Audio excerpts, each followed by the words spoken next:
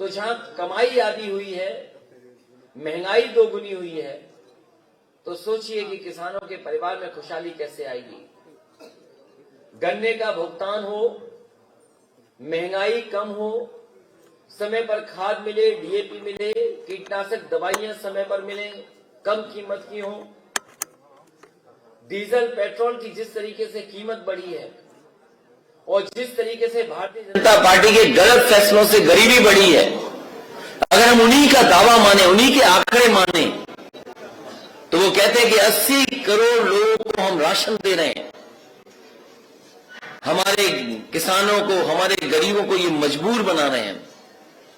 जहां इन्हें खुशहाली के रास्ते पे ले जाना था, वहीं आज गरीबी के रास्ते पे ले जा रहे हैं।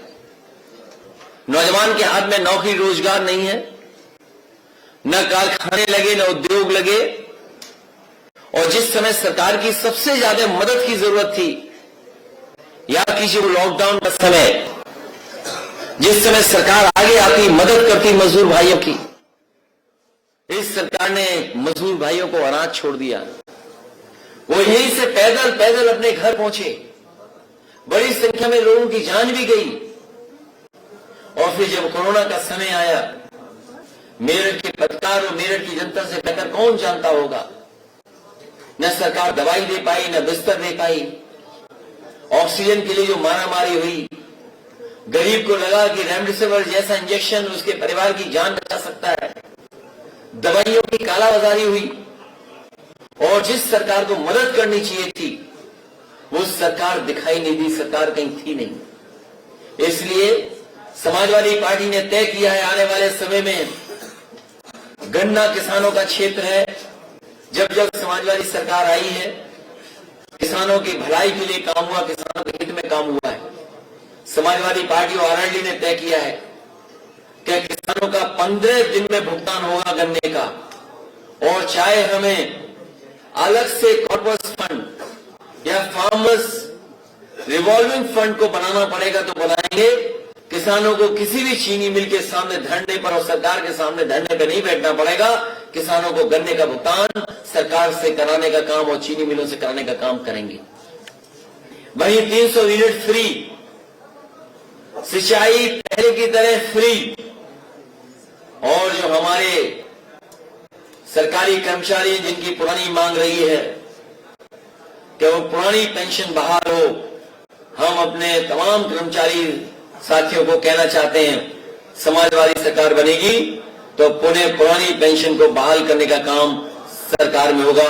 ये समाजवादी और आरएलडी दोनों के लोग आपको भरोसा दिलाते हैं। इसलिए हम दोनों साथ आए, गठबंधन के हमारे साथ प्रत्याशी हैं। मैं एक बार सभी प्रत्याशियों के लिए आपके माध्यम से मेरठ की जनता से अपील करता हूं कि इन सभी को ऐतिहासिक जीत दिलाइए। ऐतिहासिक जीत दिला करके उत्तर प्रदेश को पुनः विकास के रास्ते पर ले जाने का काम करें, पुनः खुशहाली के रास्ते पर ले जाने का काम करें। इस सरकार ने हर वर्ग के साथ धोखा किया है। इसलिए सबसे पहले सरकार में रहे पूर्व मंत्री शायद मंजूर जी की मदद करें। रफीक अंसारी हैं, अतुल प्रधान हैं, योगेश वर्मा हैं, गुलाम मोहम्मद साहब हैं, मनीषा अहलावत जी हैं, आदिल चौधरी जी हैं।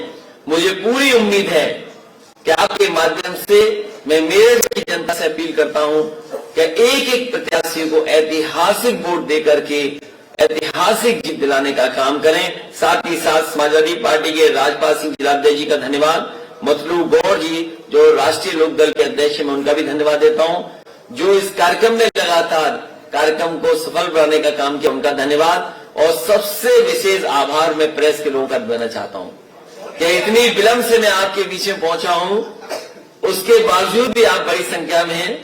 आपका बहुत बहुत धन्यवाद। और असली हकदार कोई अगर आज है आभार का तो आप लोग हैं।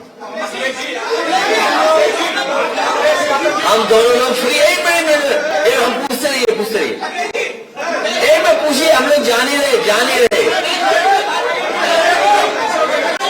अच्छा, हम लोग नहीं जा रहे हैं। अगर आप एक एक सवाल पूछोगे तो हम दोनों लोग मिलकर के जवाब देंगे आपको।